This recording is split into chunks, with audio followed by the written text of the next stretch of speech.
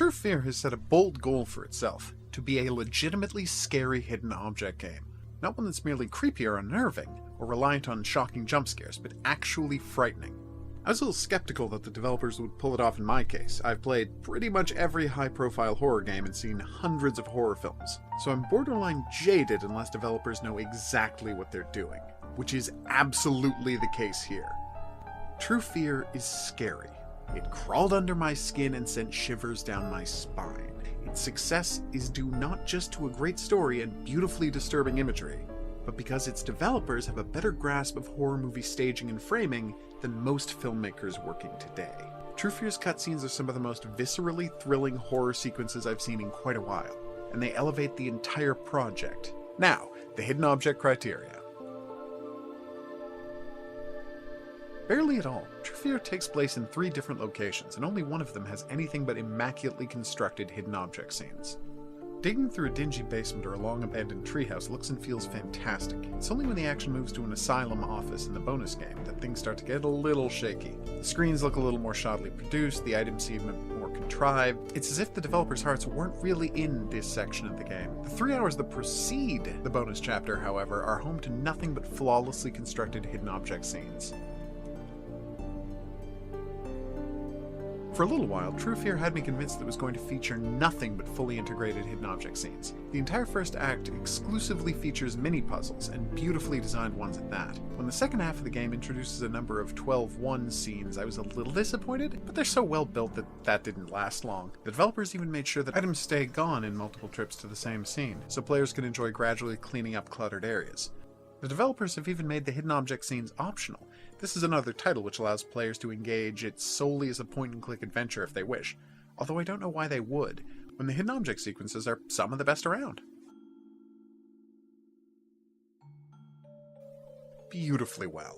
The game actually takes a moment to criticize its own design in this cheeky set of books, but rarely has a developer put out a more logical set of emblem-locked doors and cabinets. True Fear has players take on the role of a woman searching for a missing sister and coming across a terrible piece of family history that gets more and more horrifying as each new detail is revealed. The story goes to great lengths to set up the occult obsessions of the families featured in the plot, justifying some of the more ornate puzzle choices. Again, the bonus chapter is a little less well constructed. Where the main game has one of the most thorough and well-written diaries I've come across, the bonus games has a few bugs and is weirdly short on detail. Many of the main characters' comments refer to a massacre that was never really mentioned in the base game, yet it's treated as if it's old news. There's even a puzzle that's flat out broken. Not that it can't be solved, but rather that it has rules so poorly thought out that multiple solutions are possible, but only one will be accepted. And there's no way to guess which one that will be.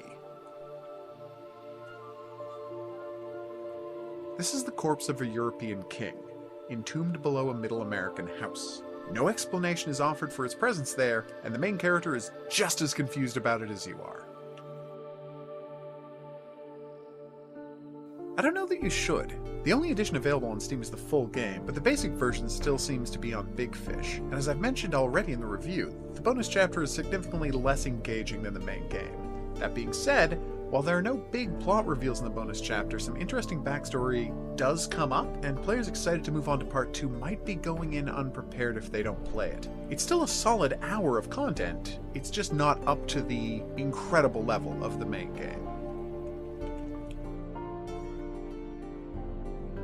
True Fear's developers demonstrate a mastery of the horror aesthetic. The elements are familiar: family secrets, tragic deaths, sinister neighbors, black-haired ghost girls. It's the execution that makes this game so special. From the opening movie, which contains a scare so perfectly executed that it has to be seen to be believed, to an ending reveal so wonderfully creepy that I didn't mind in the least that it was immediately followed by a to be continued, True Fear is supremely confident in its ability to enchant and terrify its audience. And it's a confidence earned by a whole game's worth of superb design choices.